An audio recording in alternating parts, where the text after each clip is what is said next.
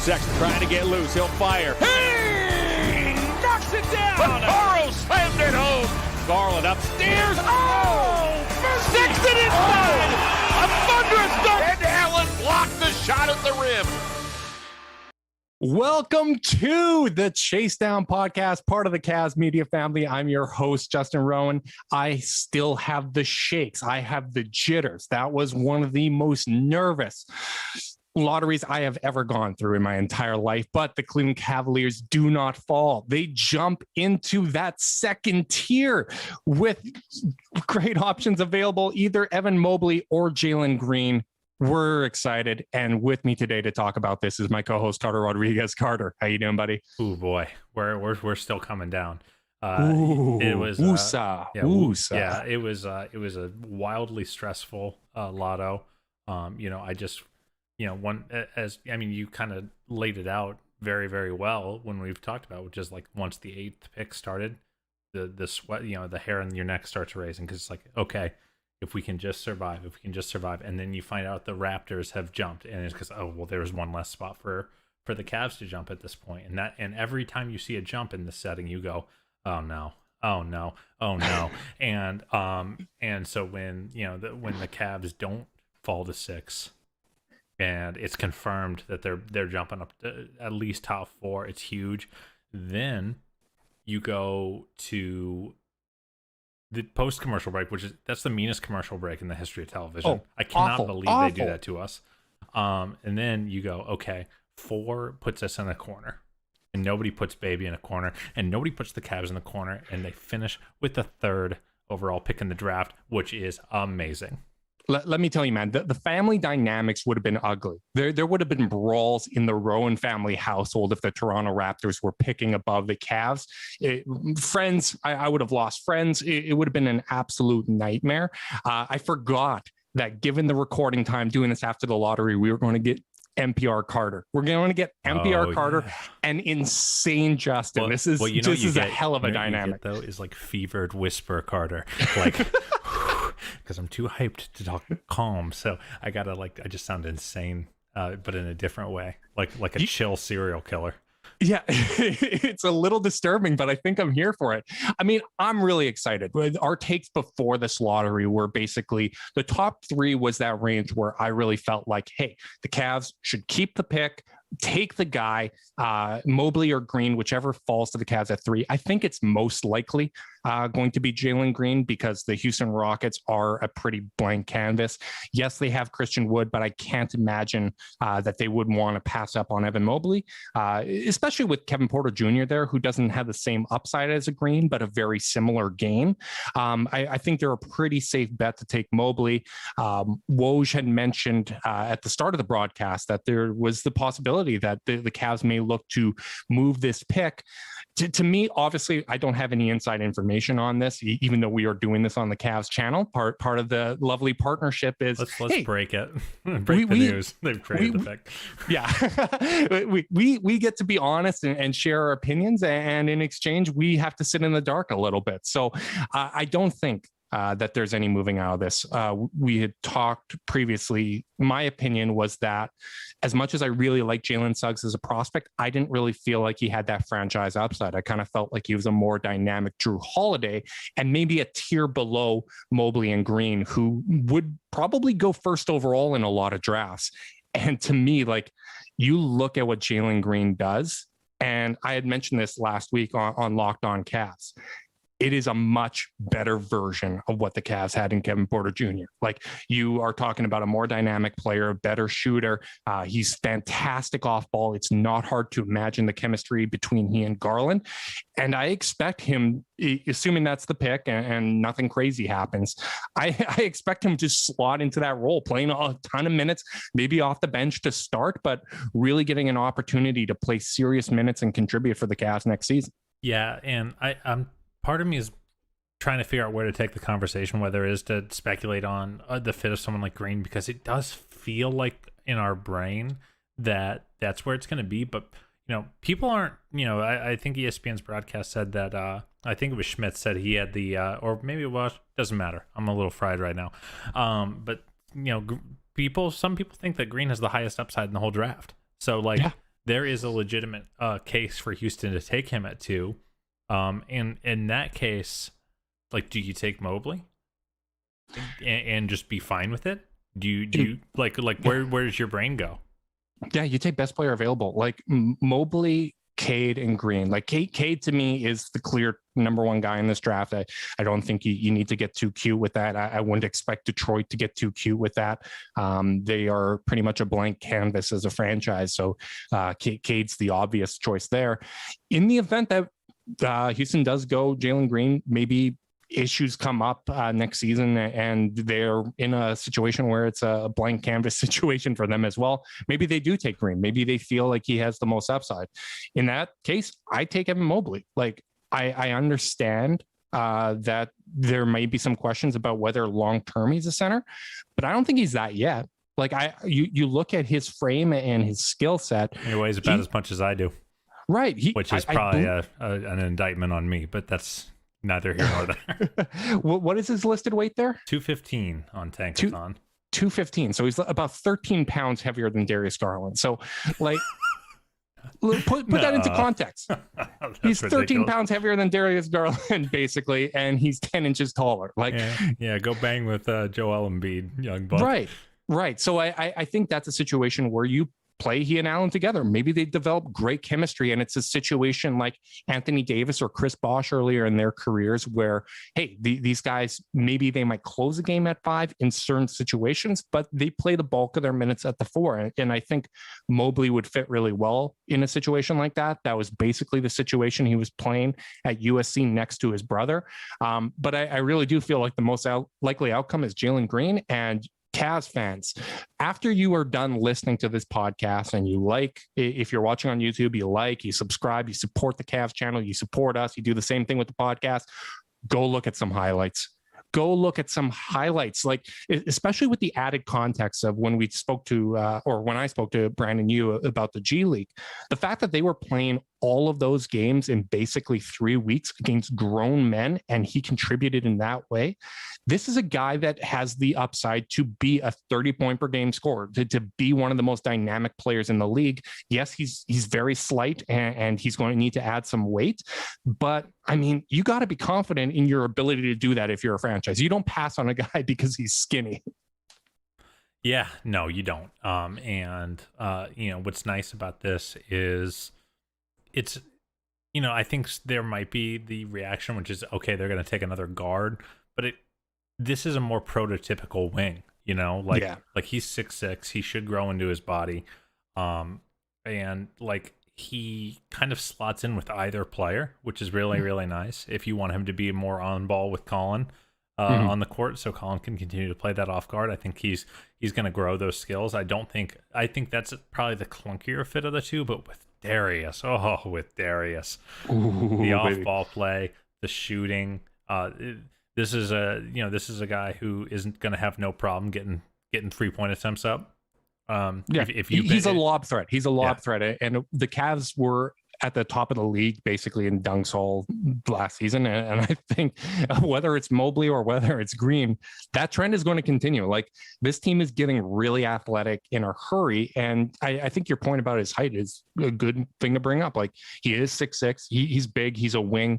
His offensive skill set is that of a guard, maybe similar to Okoro in that sense. But I mean, we saw even when it was KPJ, like, playing the 3, like, when you're at that length and you got a big wingspan, you can do that. And there's obviously, when you're drafting someone that just turned 19 years old a couple months ago, there's also the possibility that he grows even more, which I'm not afraid of a height watch, Carter. Oh, no. How could we be? Yeah, I mean, he is very, very young. He is not even 19 and a half years old yet. So he's one of the youngest players in the league. I wonder if him and Kuminga were going to be like, oh, I guess they were actually playing against grown-ass men, weren't they? I think there's a real possibility because there is that bump that we always see with mid-major players where, like, they're clearly just playing against weak competition. Like, you have to really, really excel if you're a mid-major player. I don't feel like the inverse was applied to the G League Ignite team, especially given how weird the situation was. So, like, I do feel like the fact that Green was the best player on the floor in a lot of those games is a really, really good indicator. Yeah. Because I don't know about you, but I felt like when the Ignite games happened, people were rooting for Kuminga to be the guy. And very quickly it became Green that kind of stood out in that group. And yeah, it's just very, very exciting. So I think the interesting thing to think about now, because when we were looking at all the options and they could have landed anywhere from 1 to 9, we're talking about, hey, trade up or trade out. I think now that you have a guy that has the potential to be a franchise player, whether it's Mobley or Green, you got to look at maybe some other options. Maybe you feel confident about trading a future pick. Yeah, let me stop you there real quick before we have that discussion, because I do think it's an interesting discussion, especially with the way that Cavs Twitter just absolutely collapsed tonight upon news that that the Cavs might be aggressive with their pick and aggressive with improving the roster next season. Mm-hmm. If they draft Jalen Green or Evan Mobley. And again, let us remind the listeners, we are not draft experts. We are draft idiots. No. So, grain of salt here, gang. But if they draft either one of those players, where do they slot in your opinion, in terms of highest ceiling on the Cavs roster? Whew.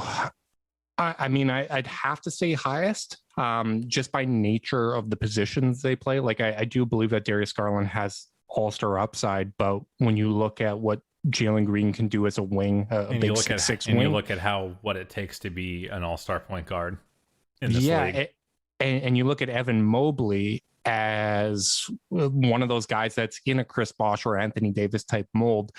Like, he's one of those outlier big men that really matters. Look at the playoffs this year. Look at the playoffs last year. Like, big men get you far if they are not the conventional. They are these dynamic forces. So I'd have to say, from upside, like, picking at 3, this is going to be the guy that has the most upside. Now, I think we're seeing in today's NBA with the amount of talent that's coming into the league, like, you can have multiple faces of the franchise. You can have guys all contributing. You need multiple players that can initiate the offense at all times. Like, I know people like to talk primary ball handlers versus secondary creators. You want 3 of those guys. Like, I want 3 guys that can run a play at any time. And I think these are guys that can bring that kind of dynamic offense to the table. So I'm really excited. Like, this is really, really good. And I think one aspect of this that we can't overlook, Carter, because we went pretty hard on this train, and like, we go all in every now and then, and sometimes we look stupid, sometimes we look smart, and we were pitching karma pretty hard. We were really pitching karma hard, and you look what happened to the Orlando Magic and the Oklahoma City Thunder for their shameless tanking. I gotta say, man, it's a downer, man, for them. It's not. I'm petty. I'm so petty. I when I saw OKC get those 2 picks, like, oh, my mood just lifted. I was so damn excited, and like, they're still going to get a hell of a player. Like, that's one of the interesting things about this Scotty Barnes is mocked them right now on Tankathon.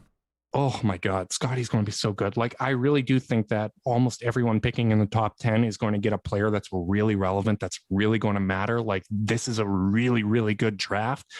It's just that top tiers, like the top tiers in this draft. And I know some people are going to have Jalen Suggs in that tier too, and I'm a believer in him.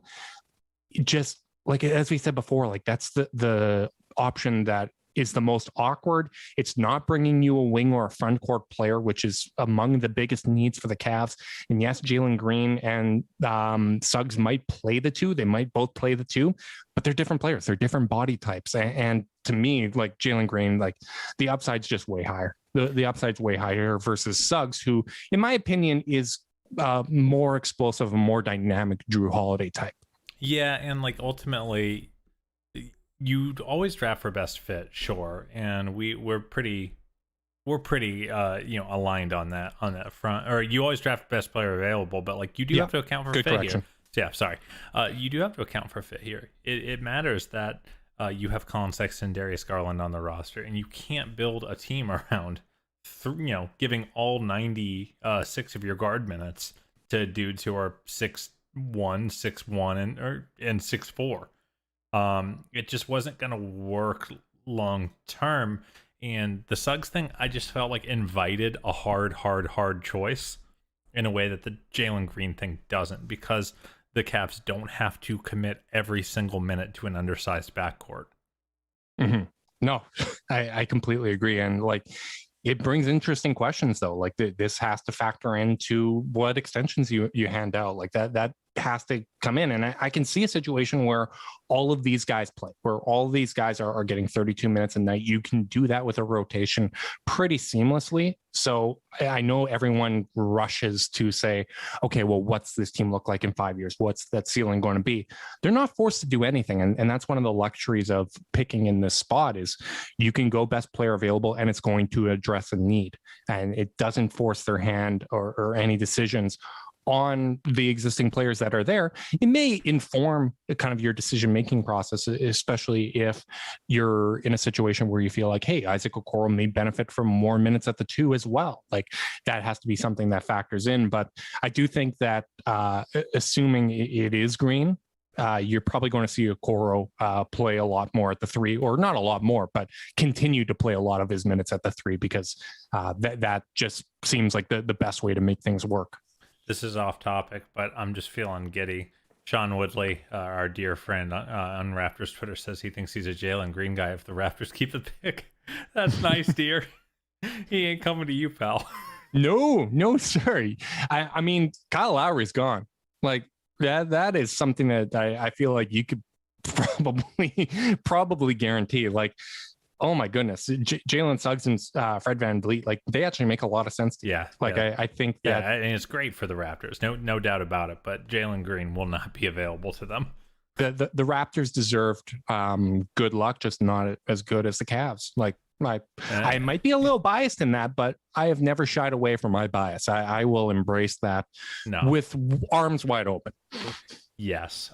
So yeah, let's talk more Green and kind of what the roster implications are, because if he is the pick, do you start him right away?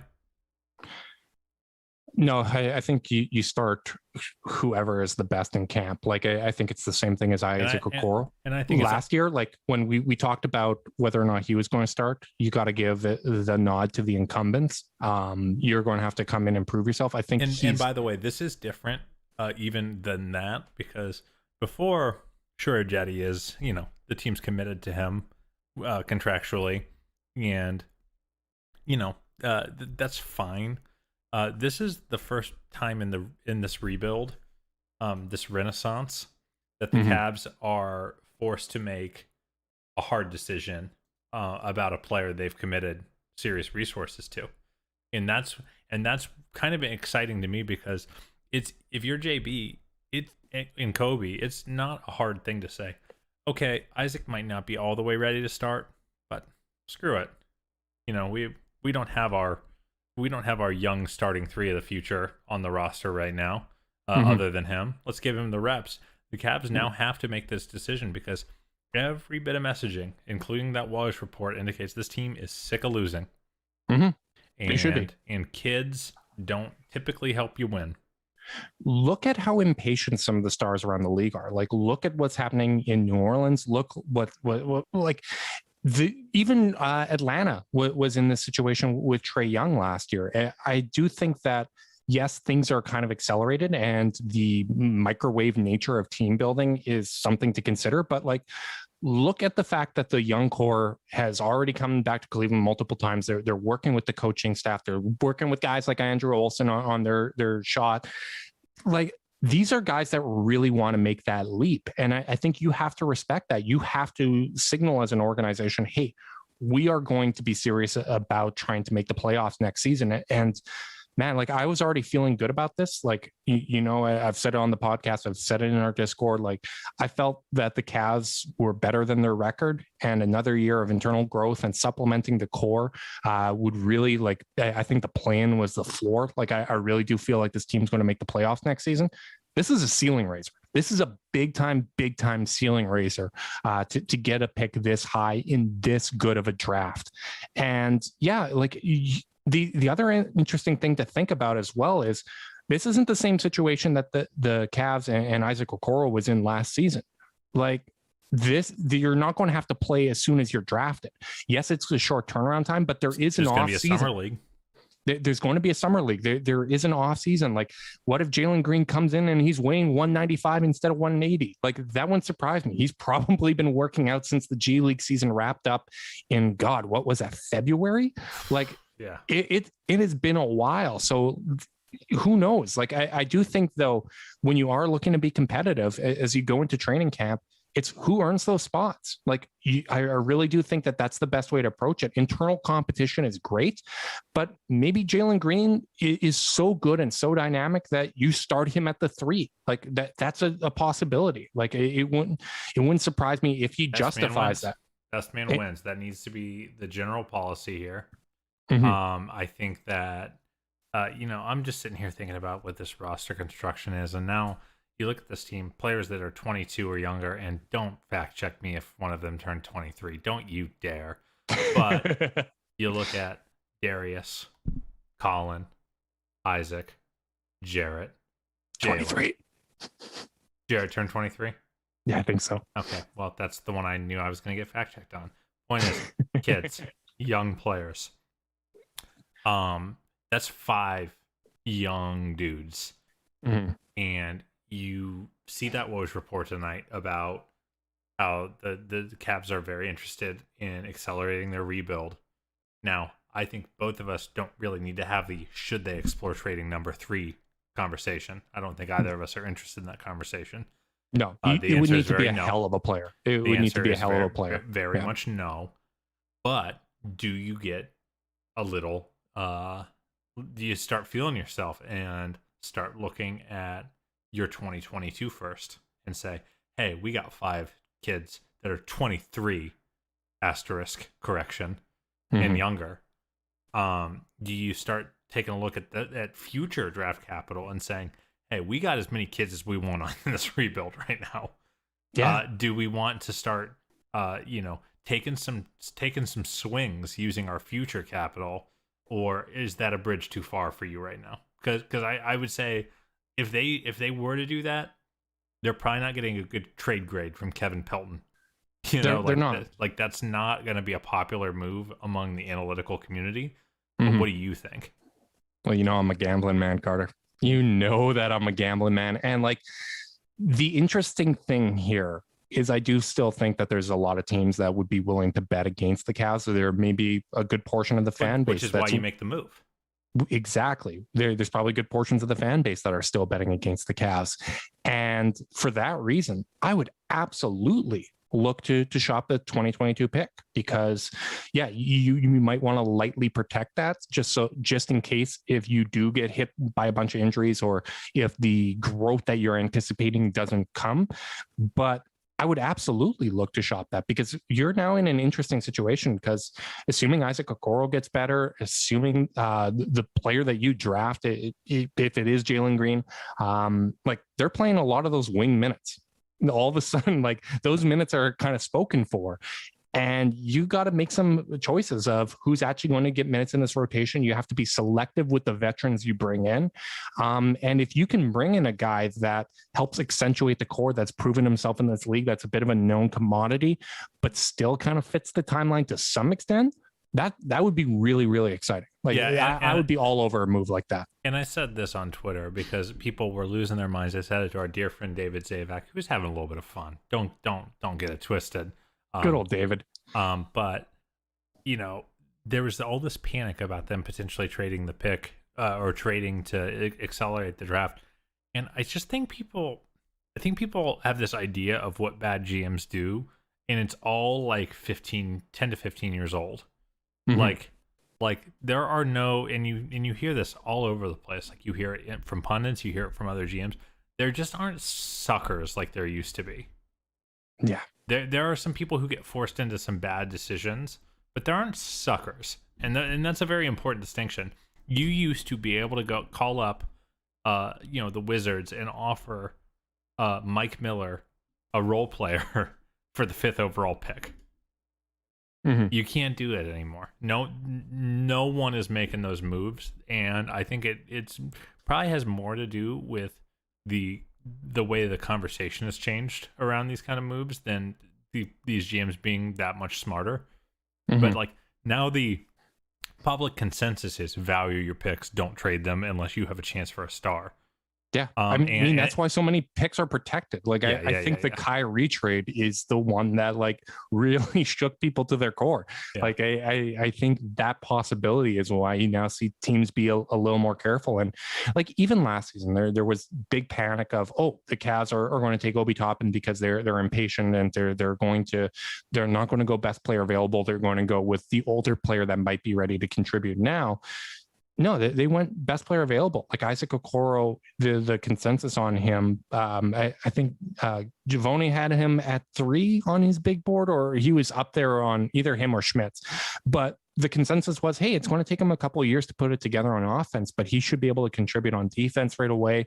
Bit of a project, but this is the top talent available, and they went that direction. So I don't think that there would be a panic move. Like I don't think they're trading number 3 for Russell Westbrook or something like that. Like this team hasn't operated in that manner, and it would really shock me if they did go that direction. Like I think it would have to be, if they were ever to move the pick, like it would need to be a proven young player, probably a guy on a second contract. But when it's this high of a pick, when you are in this range, I think we're both on the same page. You keep this pick, and like I'm already sizing myself for a Jalen Green jersey if that's the way the lottery or the draft breaks down. Isn't that a bit of a kiss of death? I don't know if we want you getting that jersey until he's played a few games, you know. Are you referring to the Andrew Wiggins Cavs jersey in my closet? Sure am. You should have worn it tonight. I really should have.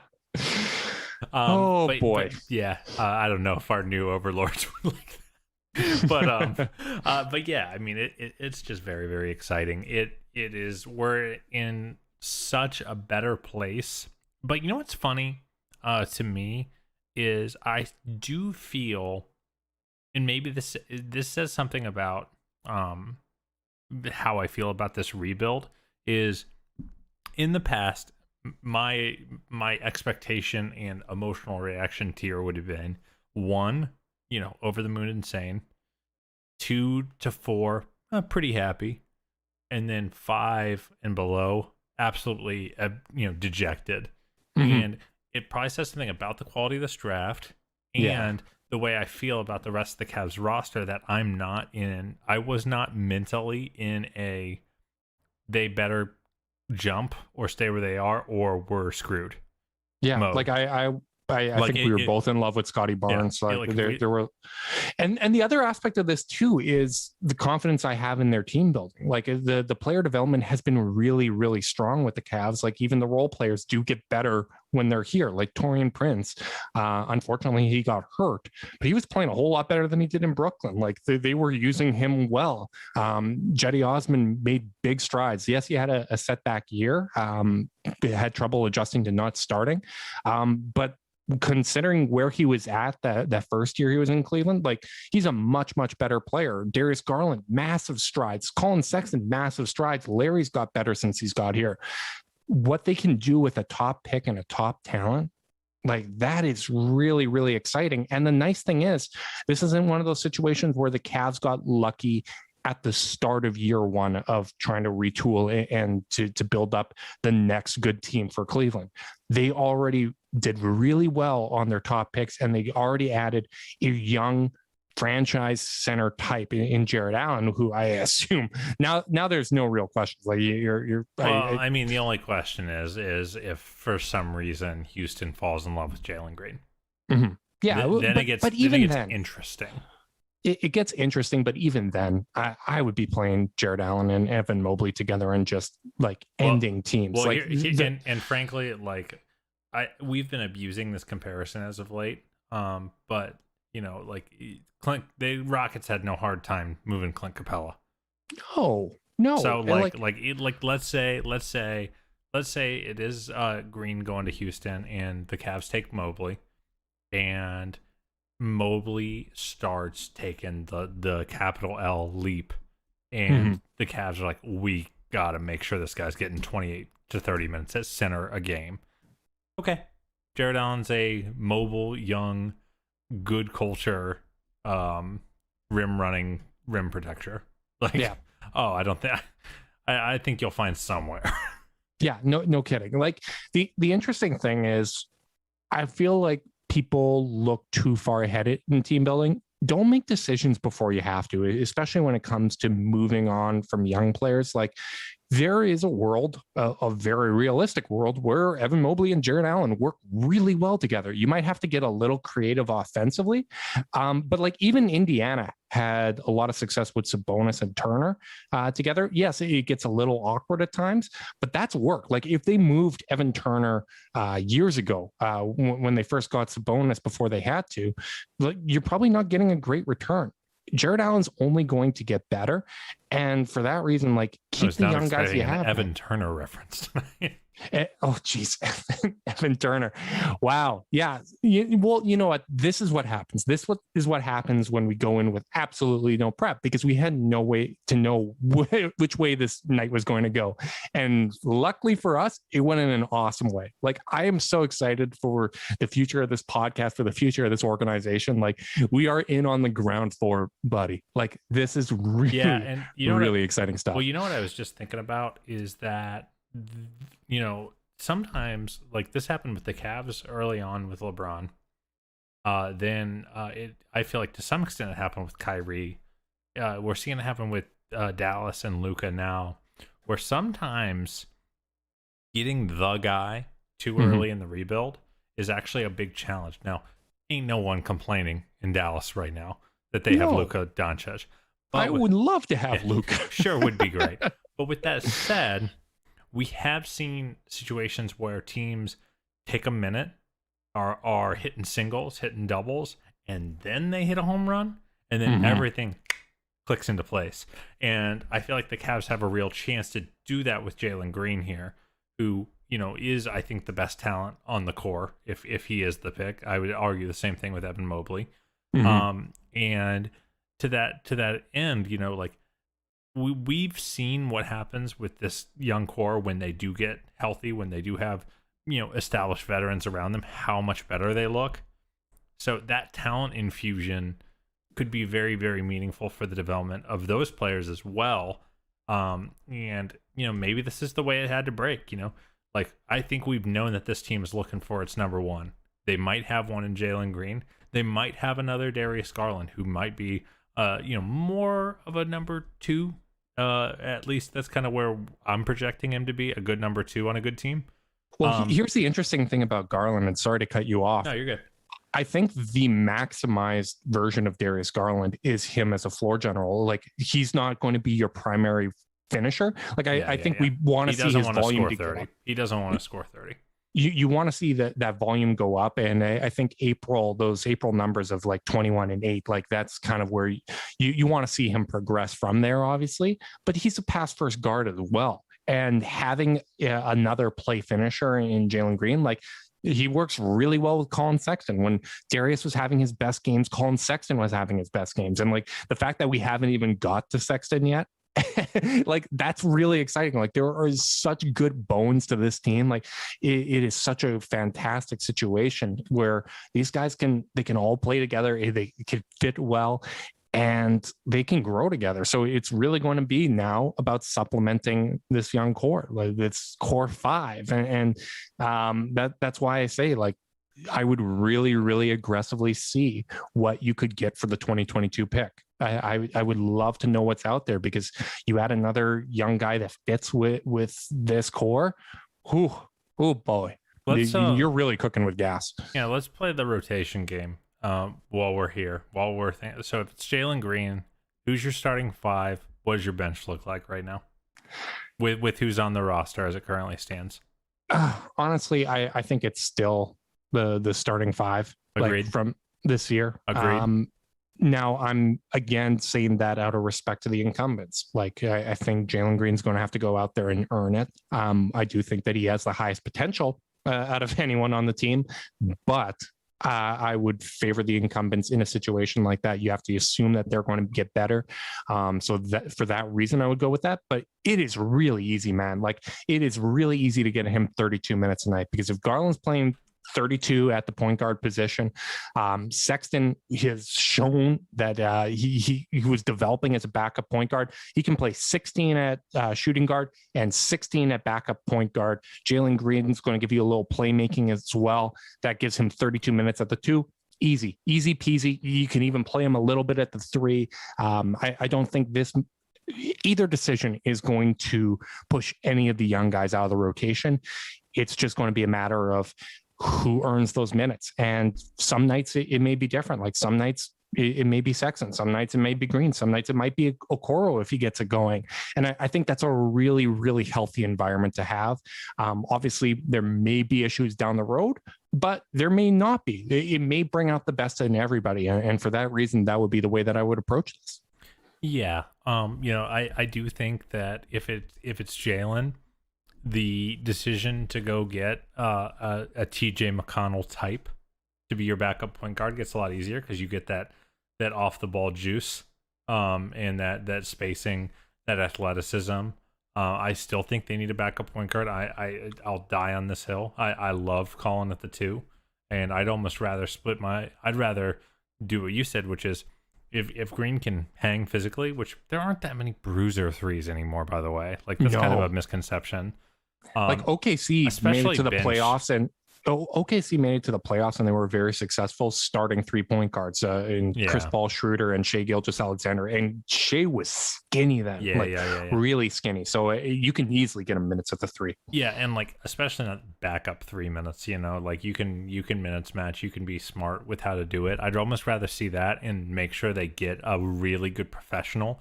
Because again, like it or not, like even though Green is exciting, they are adding a 19-year-old to the roster. Mm-hmm. So they're going to be even younger in their rotational minutes than they were this year when healthy. And they got to keep adding professionals to the periphery. I think this is such an important offseason for Kobe Altman to build a roster that can support the kids. I think that they tried to do this last year. I think between injuries and some opportunistic moves where you had to send like a Dante Exum out to go get Jared Allen, like they kind of weren't able to do that. And this is the year where you really have to insulate these guys and teach them teach them how to be winning professionals. So I'm very fascinated to see kind of what the periphery of the roster looks like. Because let's say they do go, I'm just going to keep saying TJ because he's one of my favorites. But like, let's say it's TJ, a group with TJ McConnell and Larry Nance and Taurean Prince. That's not the worst bench mob for a young team, man. No, it's really not. And like, especially if you bring back Hardenstein, like he gave you some playmaking too. Like he's a good passer. You can run some offense through. Like Larry is a good playmaker as well. Like there's so many different ways you can go with it. Like we're in a situation where we finally have good problems. Like that is such a great place to be in. And like, I'm going to be smiling. I'm going to be smiling like an idiot for the next 3 months. And thank God training camp's only 3 months away. I know some people aren't thrilled about that, but at least the Cavs are getting a rest and they are going to be reloaded. I think everybody that's listened to this podcast knows that I felt like this team was better than their record. You look at them being top 3 in injuries, and a lot of those injuries happen at the same time and often at the same position. You have to get lucky every now and then in rebuilds, and that just happened to the Cavs. Kobe Altman has spoken, Carter. This is the kind of statement that doesn't tip their hand, but it gets me excited, and I assume it gets other fans excited. We are going to get another large injection of talent coming soon. Inject this to my veins, my friend. I am so damn excited for this.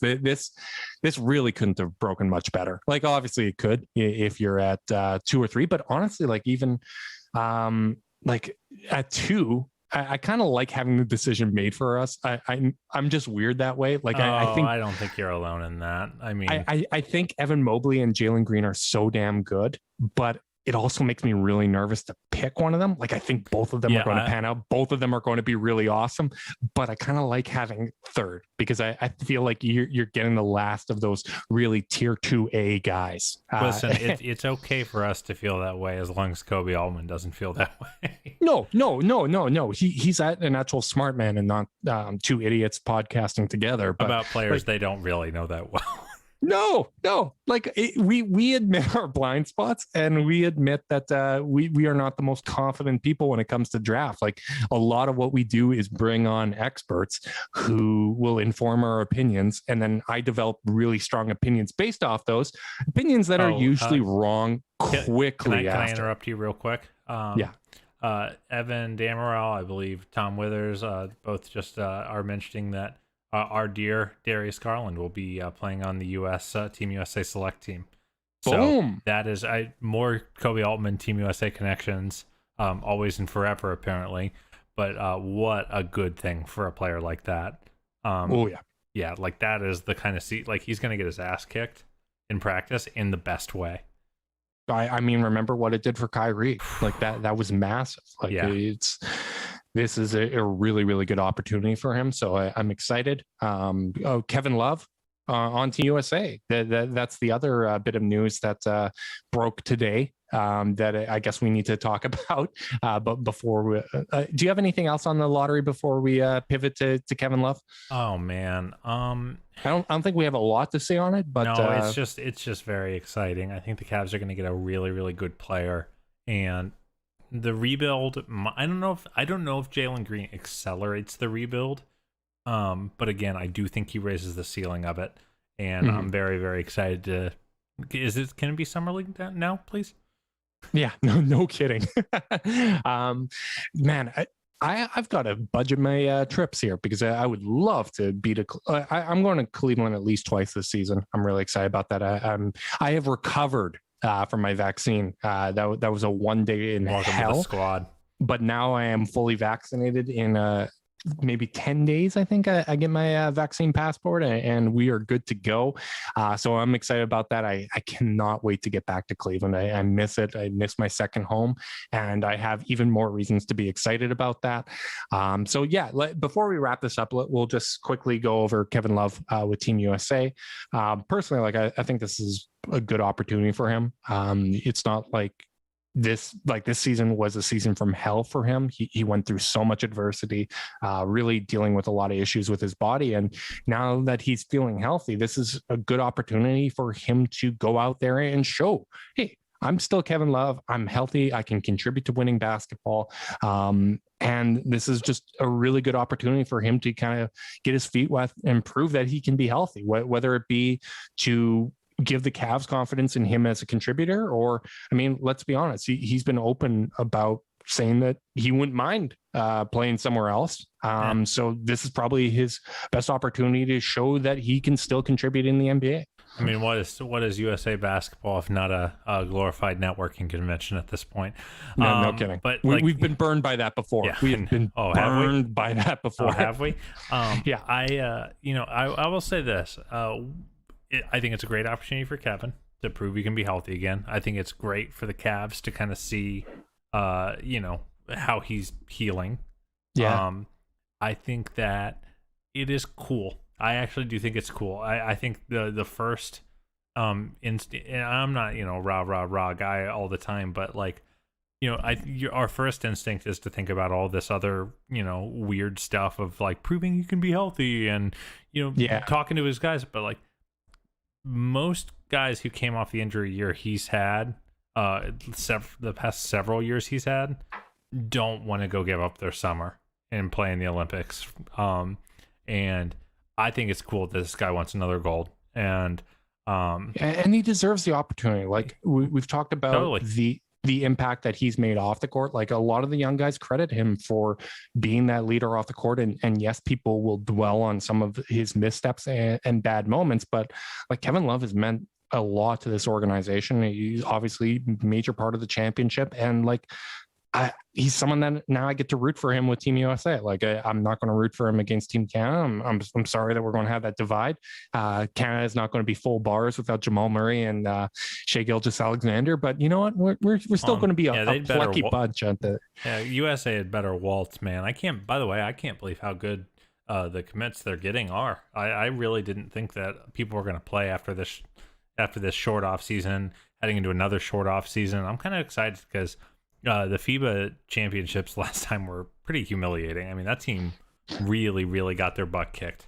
What did Larry tell us before the season? Guys like to play basketball. Guys like to play basketball. I know on Twitter, the assumption is that these guys hate playing basketball and every single game they play is a chore. But no, they really like to play basketball. And a lot of these guys that are currently still in the playoffs or were in the playoffs are going to play for Team USA. So really cool opportunity for Kevin. Really, really happy for him. I hope that he continues to stay healthy and look good there. But what a day.